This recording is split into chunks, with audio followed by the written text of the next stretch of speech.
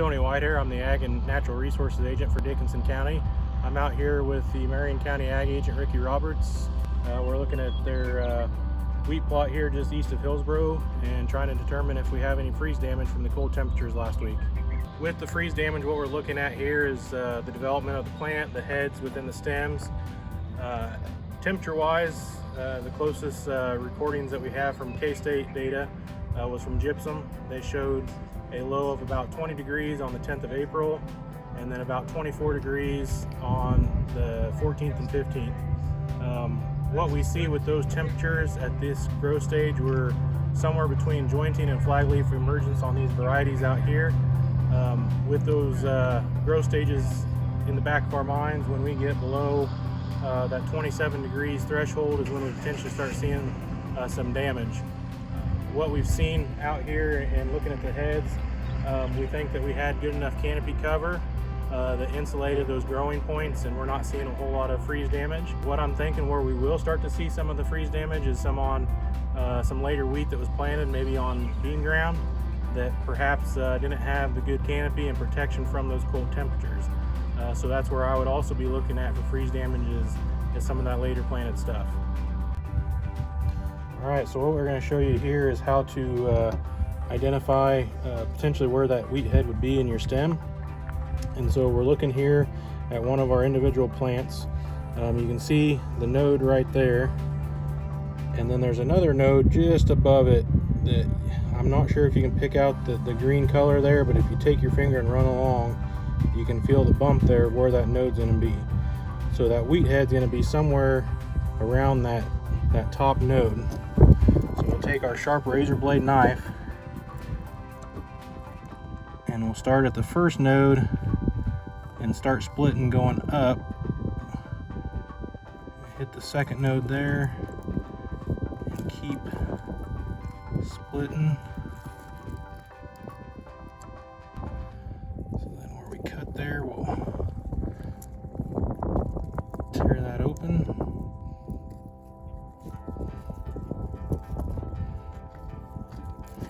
So here's our wheat head, not being very cooperative.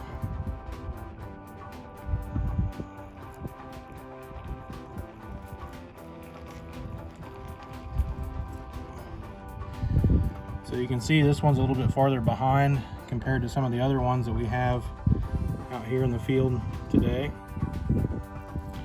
But so far these are all looking nice and green, or even if there's little white colors, nothing to be too worried about.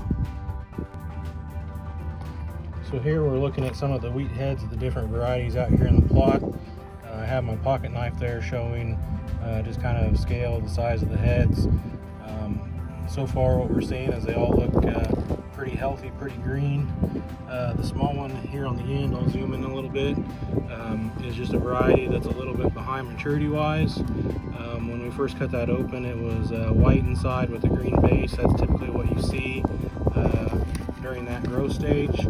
As it matures and gets bigger, like the ones next to it, it'll develop that green color.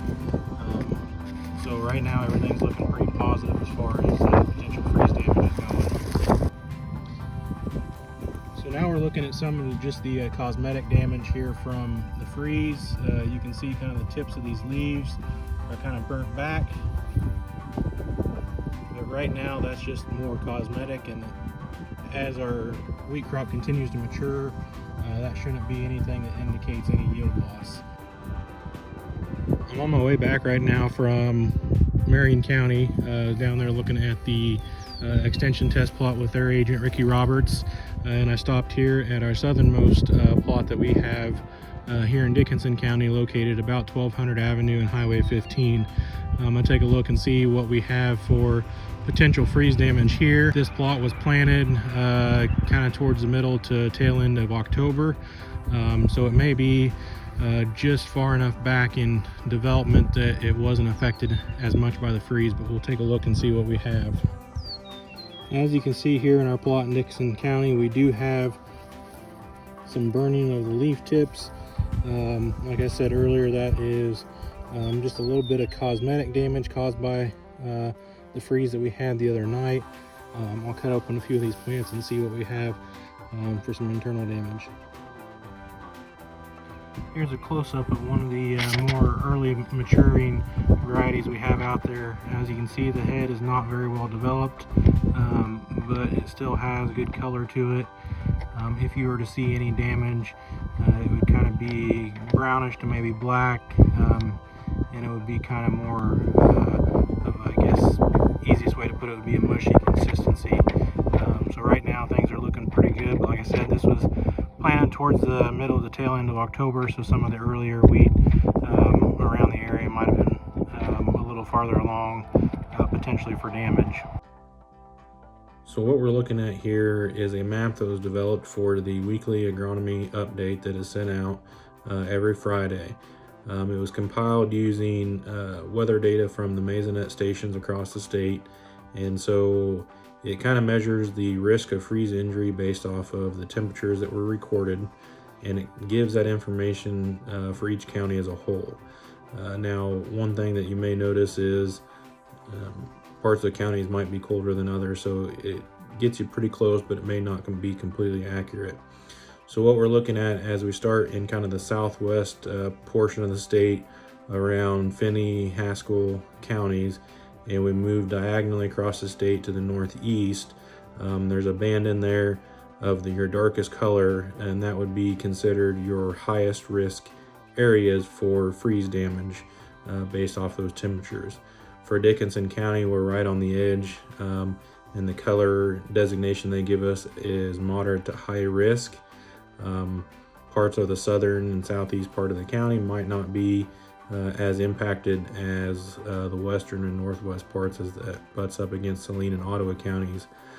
Saline and Ottawa counties show kind of the end of the high risk area, and so some of those temperatures in those regions might have dipped down low enough to cause more freeze damage.